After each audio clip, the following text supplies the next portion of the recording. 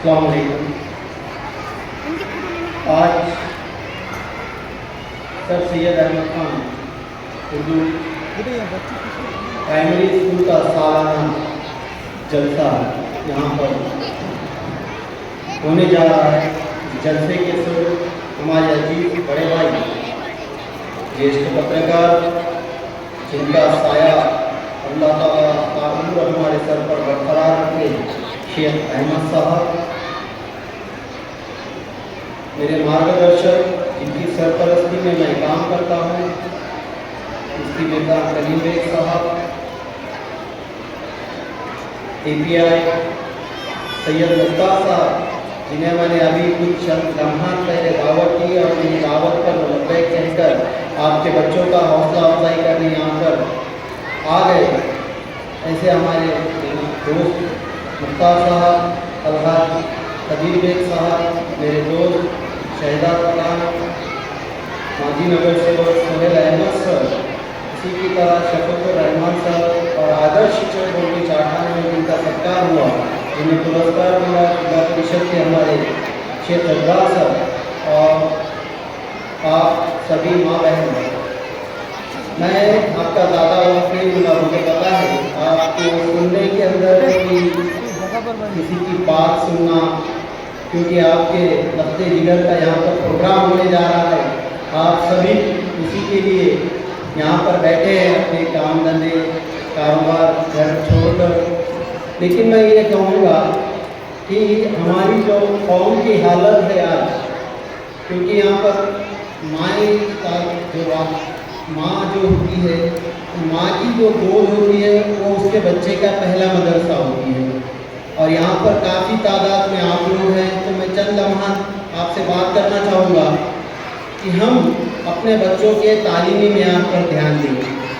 हमारा बच्चा अरबी स्कूल से आता है, मस्जिद से पढ़कर आता है, बाहर खेलने जाता है, बाहर खेलकर गंदा होता है, फिर उसके सरकारी स्कूल का टाइम हो जाता है, यानी असली तालीम का, चाहे उर्दू मीडियम से पढ़े चाहे मराठी मीडियम से पढ़े।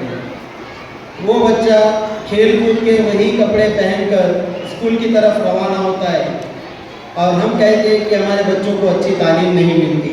तो मेरी माँ बहनों से ये गुजारिश है, हम गौर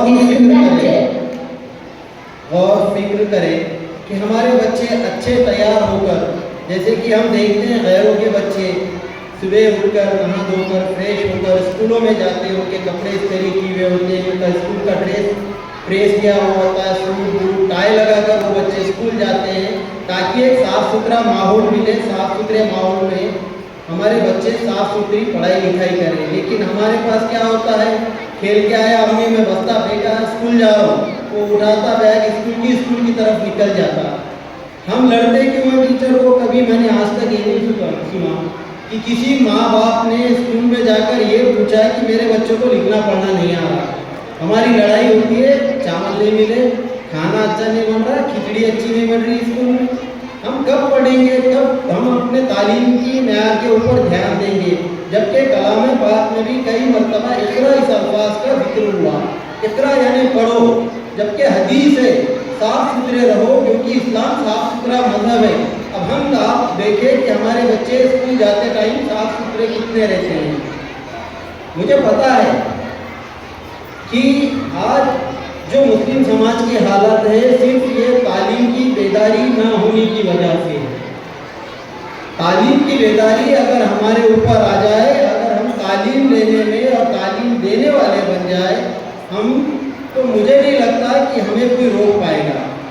APJ अब्दुल कलाम साहब का जिक्र ले लो, उन्होंने मदरसे की तालीम की, लाइट के नीचे पढ़ा और भारत को उस दुनिया के उस अजीम मुकाम पर ले जाकर पहुंचा दिया जहां पर उनका नाम ले सिवा साइंस की कोई तरक्की पूरी नहीं होती।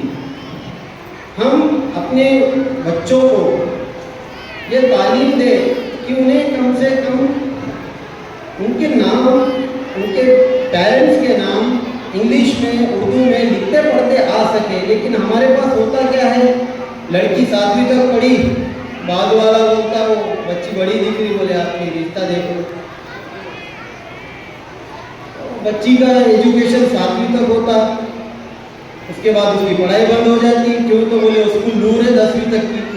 बहुत सी माँ बहनें ऐसी है जो दिल पे पत्थर रख कर 10वीं तक पढ़ाती है, 10वीं के बाद तालीम बंद कर देती है।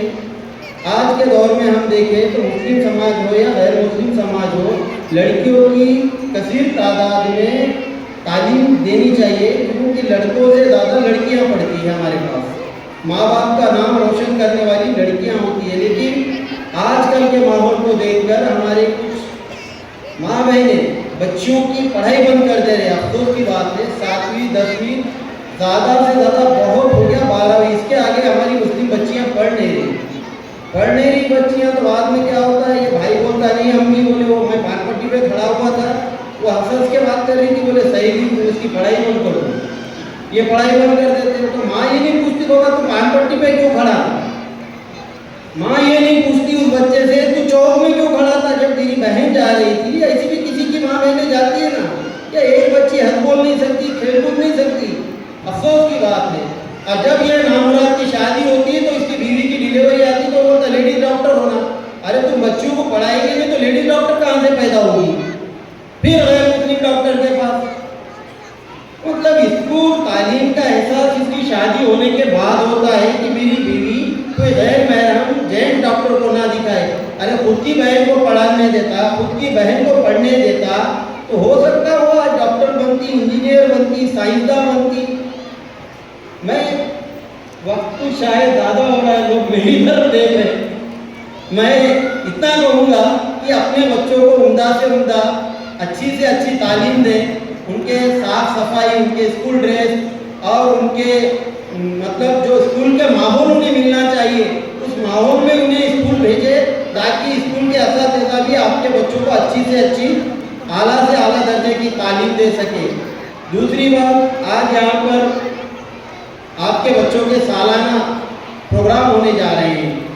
मैं सभी पेरेंट्स से ये दरख्वास्त करूँगा कि अपने अपने बच्चों के, मैं बहुत जगह मेहमानी खुशखुशी बोलकर जाता हूँ, उर्दू स्कूलों में मतलब भैया की आदेश का पालन करना पड़ता है, इसलिए यहाँ पे आ गया।